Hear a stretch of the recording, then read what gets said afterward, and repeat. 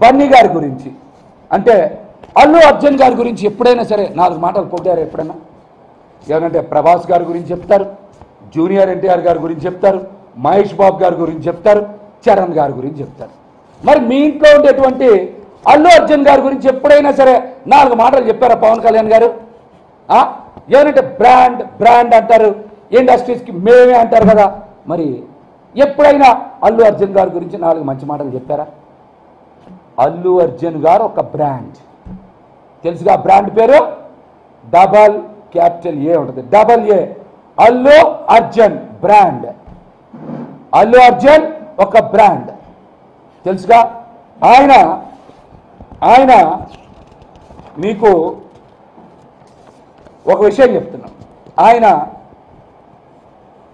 చాలామందికి అంటే ప్రొడ్యూసర్లకి, ఆయన దగ్గర గొడుగు పట్టుకున్నటువంటి వ్యక్తులకి చాలామందిని ప్రొడ్యూసర్లుగా చేశారు, డైరెక్టర్లుగా చేశారు. అట్లాగనే డైరెక్టర్లుగా చేశారు. అదేవిధంగా మీరు చూస్తే చాలామందికి సొంత ఇల్లు కూడా కొనిచ్చారు. బంధువులకి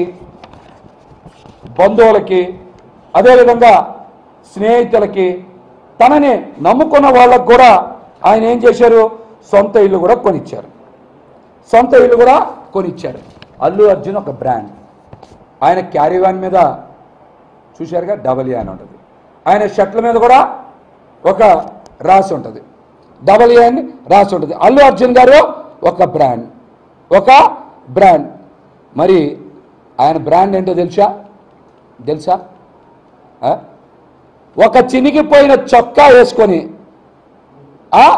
ఒక చిరిగిపోయిన లుంగి కట్టుకొని, ఒక ఇరిగిపోయిన పుల్ల పట్టుకొని ఇంటి ముందు ముగ్గులు వేస్తారు కదా, అట్లాంటి ముగ్గులు రంగులు 4 ముఖానికి రాసుకుంటే,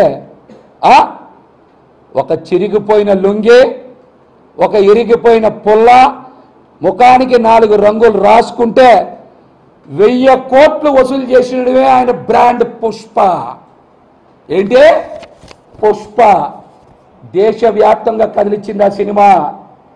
అది బ్రాండ్ అంటే, అది ఫిల్మ్ ఇండస్ట్రీని బతికించడం అంటే, మీరు ఎక్కడైనా అట్లాంటివి చేశారా? ఒక మారుతి, ఒక బన్నీ వాసు, అట్లాంటి వాళ్ళు చాలామంది బయటకు వచ్చారు. ఈ మాట ఎందుకు మాట్లాడాను తెలుసా? ఈ మధ్య చంద్రబాబు నాయుడు గారితో పవన్ కళ్యాణ్ గారు నుంచొని స్కిల్ డెవలప్మెంట్ గురించి మాట్లాడుతున్నాడు. పవన్ కళ్యాణ్ గారు, అసలు నీకు స్కిల్లే లేదు, ఇంక డెవలప్మెంట్ ఏమొస్తుంది? అసలు మీకు స్కిల్లే లేదు, డెవలప్మెంట్ ఏమొస్తుంది? అందుకనే అల్లు అర్జున్ గారి బ్రాండ్ గురించి మాట్లాడా. Pushpa 2 table 1200 crores. Pushpa 2 table 1200 crores అంట. నాకు తెలియదు, సినిమాల మీద పెద్దగా నాలెడ్జ్ లేదు. 1200 crores అంట. మరి ఇండస్ట్రీ ఎవరి మీద బతుకుతుంది? ఎవరికి ఉపయోగపడుతున్నారు? ఎవరిని పెంచుతున్నారు?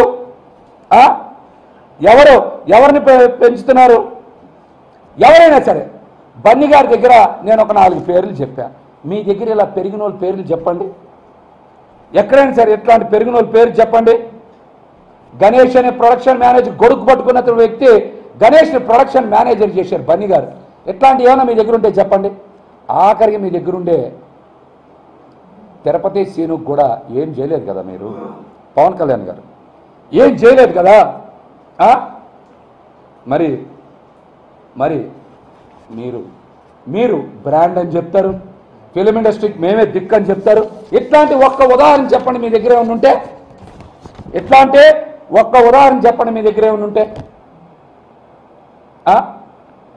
బన్నీ గారి గురించి చెప్పాను నేను, కొంతమంది కోపం రావచ్చేమో. ఉన్న వాస్తవాలు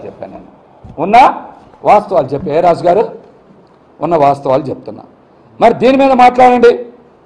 ఈ మధ్య ఇంకో గొప్ప విచిత్రం జరిగింది. ఏంటో తెలుసా? అది జనసేన పార్టీ అసెంబ్లీ పార్లమెంట్ అభ్యర్థులకి తెలుగుదేశం పార్టీ కార్యాలయం నుంచి చంద్రబాబు నాయుడు గారు టెలికాన్ఫరెన్స్ నిర్వహించారు. అర్థమైందిగా మురళి గారు?